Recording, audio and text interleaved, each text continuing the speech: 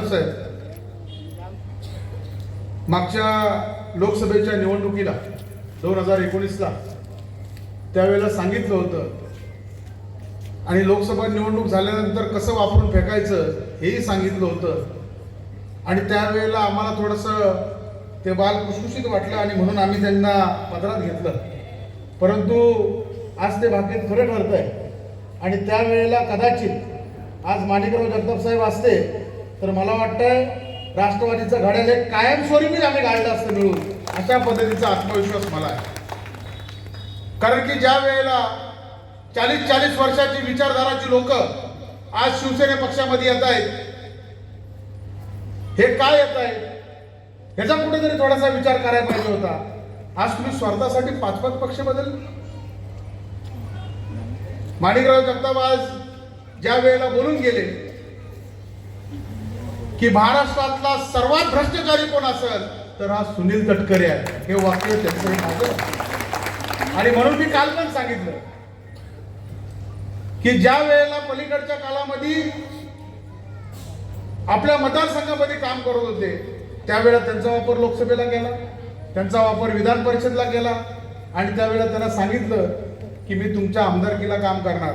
तसंच भरत शेठनं पण सांगितलं की भरत शेठ, विधानसभेला तुम्ही आणि विकास गोगाले जसं लोकसभेला काम करताय तसाच हा सुनील तटकरे आणि अनिल तटकरे तुमच्या पुढे जाऊन काम करेल. तर आहे ना, आमचा आडवाच केला पाहिजे हे आम्हाला माहिती होतं.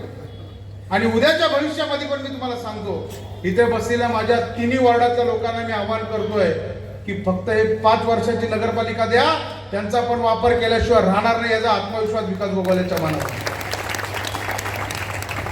काल महिला व बाल विकास मंत्री आज आळीमध्ये फिरायची वेळ आली.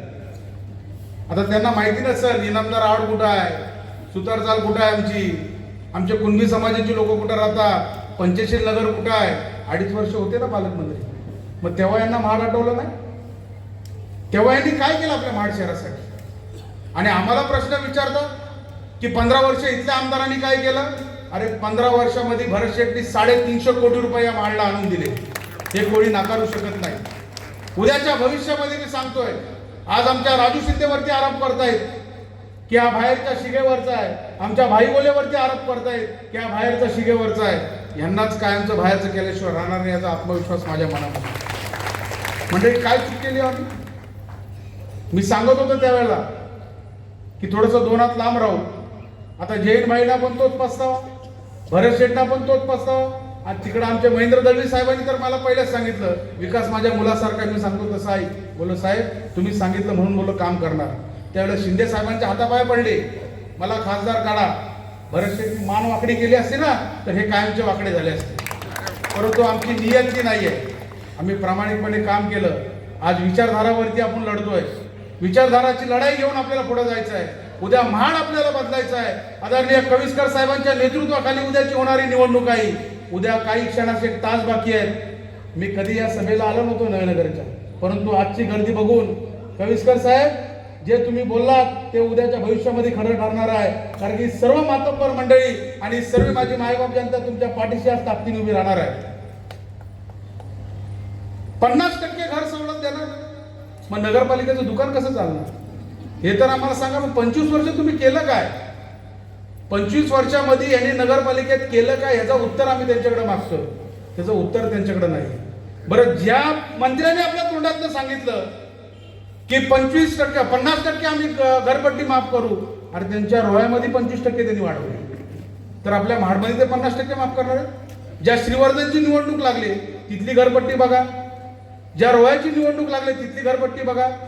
म्हणून उद्याच्या येणाऱ्या ऐतिहासिक निकालामध्ये पण रोह्याची जनता पण भगवा फडकवल्याशिवाय राहणार नाही आणि श्रीवर्धनची जनता पण भगवा फडकवल्याशिवाय राहणार नाही. फक्त आता तुम्ही आम्ही लोकांनी ठरवायचं की उद्याच्या भविष्यामध्ये मान्य मंत्री भरत शेठ गोगाले साहेब आहेत यांच्या नेतृत्वाखाली का नगरपालिका द्यायची आहे. आम्ही तुम्हाला 5 वर्ष विनंती करतोय की 25 वर्षानंतर 5 वर्ष विनंती करण्याकरता आलेलो आहे. कारण की महाराष्ट्र राज्याचे नगरविकास मंत्री हे आदरणीय एकनाथजी शिंदे साहेब आहेत. आणि जोपर्यंत शिंदे साहेब ठरवत नाही तोपर्यंत नगर विकास खातं कुठल्याही नगरपालिकेला निधी देऊ शकत नाही. आणि तो निधी आणून द्यायची जबाबदारी कुणाची असणार आहे तर ती आपल्या भरत शेठ गोगालेंची असणार. नगर विकास खातं ज्या वेळेला आपल्याकडे येईल, उद्या येणारा डीपी प्लॅन असेल, अंतर्गत रस्ते असतील, जो वास या संपूर्ण माझ्या नवीन नगरात येतोय. आज गेले कित्येक वर्ष काय काय लोकांना धमकवतायत की तुमची घरं नगरपालिकेच्या हद्दीत आहेत, ती आम्ही तोडायला लावू, हे बोलूनच भांडवल करून राजकारण केलं. उद्याच्या भविष्यामध्ये राजू शेठ, ती समस्या पण भरत शेठच्या माध्यमातून आम्ही सोडून द्यायची जबाबदारी आज तुम्हाला या ऐतिहासिक नवीन नगरातला शब्द देतो. मंडळी, भारतीय जनता पार्टी आणि आपली युती होणार होती, परंतु आम्ही पण त्यांना सांगितलं की 5 अधिक उपनगराध्यक्ष उद्या जर आपली सत्ता आली तर 5 अधिक उपनगराध्यक्ष भारतीय जनता पार्टीचा असेल. परंतु ठीक आहे, त्यांना पटलं वाटलं ते त्यांच्या पद्धतीने चालत आहे. राष्ट्रवादी आणि भारतीय जनता पार्टी आज विचाराने एक झालेली आहे. उद्या जेव्हा भारतीय जनता पार्टीला कळलं की भ्रष्टवादी माणसाने आम्हाला फसवलं, त्यावेळेला परत भरत शेठ सोबत युती होणार आहे, हेही आम्हाला माहिती आहे. आणि त्याच्या पलीकडेही सांगतो की काँग्रेस असेल, उभाटा असेल, सुभाटा असेल, अजून कोण असतील, आज 5 पक्ष विरुद्ध एकटे भरत शेठ या संपूर्ण महाड शहराला समोर जात आहे. म्हणजे आम्ही एक विजन घेऊन पुढे चाललेलो आहे. आम्ही शहर घडवण्यासाठी या ठिकाणी पुढे चाललेलो आहे.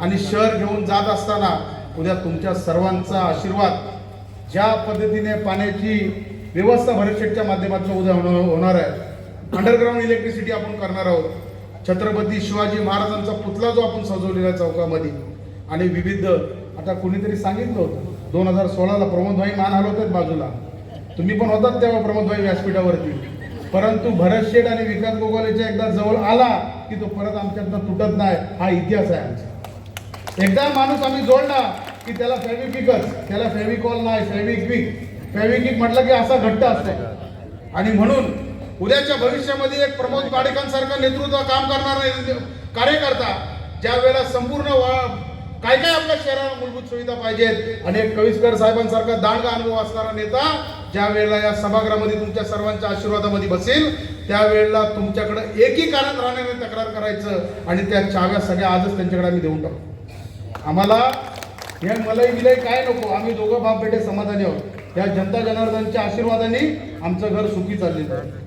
परंतु ज्यांचं घर या ठिकाणी सुखी चाललेलं आहे तेच लोकांचा विचार करत असतात. जे चलबिचल असतात ते भ्रष्टाचाराच्या हातात सत्ता द्यायचा या ठिकाणी विचार करतात. म्हणून माझी आपल्या सर्व महाडकरांना आव्हान आहे, शेवटचे 25 मिनिटाचं आज प्रचाराचा सांगता समारोप या ठिकाणी होतोय आणि प्रचाराचा